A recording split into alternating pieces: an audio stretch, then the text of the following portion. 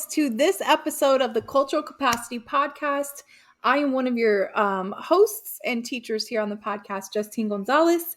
So let's hop into it. Today's question is, what motivates you into action? It is very timely. It is something I love figuring out about myself every day, as well as studying in other people and understanding how our unique cultural context, as well as our personality structure, really influences our ability to tap into what motivates us. I saw an interesting post on social media the other day that was kind of talking about the chicken or the egg, which comes first. Do you have to be engaged in something that requires an action in order for you to be motivated? Is this good or bad? Of course, everybody weighing in the comments on this person's tweet.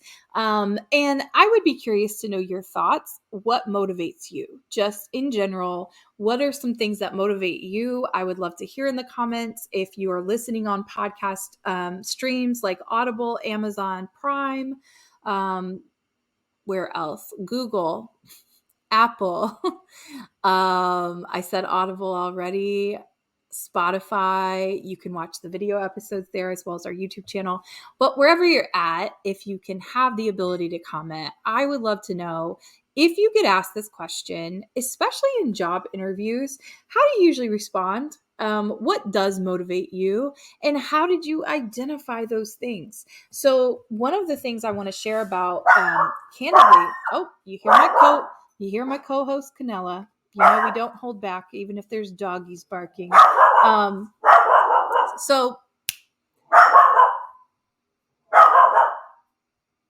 I wanted to take you down a path very briefly of some of my own motivations right now and how I am restructuring my time to match those motivations and passions. I think that many of us, we have pipe dreams for years, as some might call them, and they're things that we're really passionate about. They're things we want to devote our life to, and somehow we still can't seem to give ourselves the permission. At least I struggle with this, the permission to see that as worthy of our time and expansion. I think that's especially hard, obviously, when you need to make an income or you're supporting family. All of these things exist. And today, for today's episode, I'm going to speak as if these things did not exist, because sometimes we put these parameters on ourselves of what's possible, and we cut off an opportunity before we even saw that it was there in the first place and was designed just for us. Sometimes I know that I am guilty of looking at maybe why something won't work before I look at all of the reasons why it might. So I want to encourage you in this episode to consider what motivates you into action. That is the main question we are examining together. I am here examining it with you today, my friends, as we always are with these episodes that are a question. So the book I want to share with you, I was actually just speaking about this in a brand new program that I am developing alongside Dr. Shantae Barnes called Write Your Book. So first, shameless plug, please check out the link if you are a K-12 educator or K through 12 adjacent professional, like a social worker, a school nurse, etc. This first cohort is only for K-12 professionals and K-12 adjacent professionals. That is by design. We are teachers at heart. That is our passion. And we are just excited to be developing this program. But we just got off of some content recordings for inside the program that we were working on together this morning. And I wanted to put that out there because not only is registration officially open, and I think you should check it out if you are a person that is in K-12 education, but secondly, I spoke about one of my inspirations as an author. And I am putting this out there that by 2024, I will be a published children's book author. I am already a published author, have been an op-ed journalist for a number of years for different publications, and my company's been featured in publications as well. And so shout out to our team at Educator Aid here. But I do want to take a moment to also be vulnerable, as I attempt to do on many of these episodes, and model for you that I had to get back to the heart of the matter. So in designing this program, I am walking you all through my own journey, the struggles that I encounter, all of these things, and going through Dr. Barnes's process of developing my manuscript for a children's book. So even if you just want to check out the free webinar, make sure you click below on our YouTube, because we did put our free webinar on copywriting and protecting your work. That is a free learning tool that is on our YouTube channel. But I needed to get back to Mildred Pitts Walter. And this is where it all began. She actually just released this memoir called Something Inside So Strong: Life in Pursuit of Choice, Courage, and Change. This just came out in 2019. And she's an important author to me. She is one of the first authors I read cover to cover multiple times as a child. And one of my favorite books was called The Girl on the Outside. It's about the integration of schools in Little Rock, and also speaks to many of Mildred Pitts Walter's lived experiences growing up in the Jim Crow era of her own childhood. So a lot of this particular memoir is actually the journey of her self-discovery and seeing how so many of her worlds of activism and advocacy and authorship came together for her. And it speaks to my soul. She's always an author that I decided to get back to who really inspires me. How did they design their life? What can I learn from them? And one of the things that stood out to me is not only has she authored 21 books, which include not just the book I mentioned, The Girl on the Outside, one of my personal favorites, but Justin and the Best Biscuits in the World, among many other picture books, young adult, young reader books, all of these. But she's also a lifetime civil rights activist. So there's many, many things I deeply admire about her. And I haven't read every single text she's written. So I think that it's important to put out there, when I'm talking about motivation and what caused me into action, I often need some examples of people who I go back to that I go, that's right. They inspired you then, and they still inspire you now.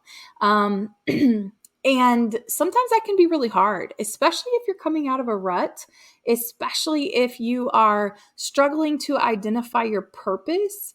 I would encourage you to listen to some of our Featured Voices episodes. We have some incredible episodes every month. There is going to be a feature on workplace wellness that is hosted typically by Kara Gonzalez Howard, the Vice President of Innovation and Marketing here at Educator Age. She's also my sister, but she's a brilliant, brilliant author herself. But she hosts once a month the Workplace Wellness Spotlight. Once a month, we have a Featured Voices extended episode where you see us interviewing guests from all different sectors, walks of life, professional. We've been a little heavier on K-12 education, especially with coming back to school here in the fall. So you are going to see some authors as well as superintendent for July. It's Dr. Brent Comer. I would strongly encourage you to go back to June's featured voice, which is Agatha Agbanobi. A wonderful, wonderful interview, especially if you are wanting to learn more about diversity, equity, inclusion work, or continue on your journey of anti-racism work, etc. There are so many options to choose from, but 2 episodes every month. They are typically a short format, just like this, where we ask one question. What motivates you into action? I gave you an example for me, what I'm getting back into being motivated by. And for me, it starts with seeing those examples and seeing how they did things. There is nothing new truly under the sun, just your own twist and your own unique lens and perspective upon it. So what do you decide each day when you wake up? What motivates you? Is it really survival mode? And you say, well, I have to do this. I have to do this because I have to take care of these little people, or I have to take care of my husband or my wife, etc. What motivates you? And is that working for you? And my goodness, if we could also figure out some key motivators solely by our personality type. Oh, wait, you can. I do offer some services as well if you want to check those out in the show notes. I do a lot of assets-based executive coaching, specifically around understanding your cultural origin story as well as your personality structure, which includes how we deal with conflict, how we deal with anger, how we deal with motivation, and many other things about us as individual human beings. So I'm excited to continue learning and growing with you all. I appreciate you continuing to subscribe and share. We are now heard and streamed in over 30 countries in the world, and this wouldn't be possible without you all. So all the different resources and assets that I named, please take advantage of. Look in the show notes. Our team is only going to continue putting out more content, more resources, and more, hopefully, just items that help your own personal and professional learning journeys. So until next time, let's continue to get compassionately curious together. I'm so interested to hear.